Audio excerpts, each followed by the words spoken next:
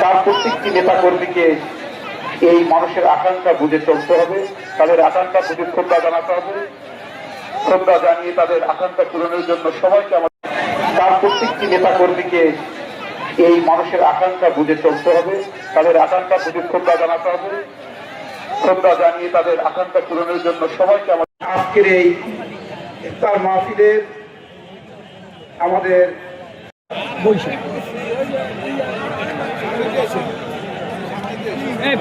আশা আকাঙ্ক্ষা নিয়ে ভোট দিয়েছে। এই আশা আকাঙ্ক্ষা বাস্তবায়নের দায়িত্ব শুধু ফেব্রুয়ারি নির্বাচনের পরে আমরা যে বিজয় কর্মকর্তা রিয়াজ মাহমুদ ভাইকে মঞ্চে আসার জন্য অনুরোধ করছি।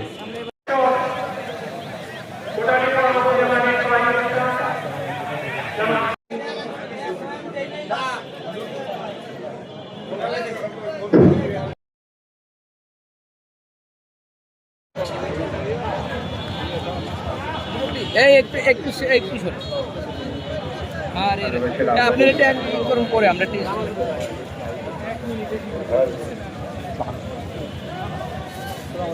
আজকের ইফতার পার্টিকে সাফল্যমণ্ডিত করার জন্য উপস্থিত হয়েছি। জনাব এস.এম. জলানী ভাই ইতিমধ্যে আমাদের মাঝে উপস্থিত হয়েছে। আজকে রাজনৈতিক কোন মঞ্চের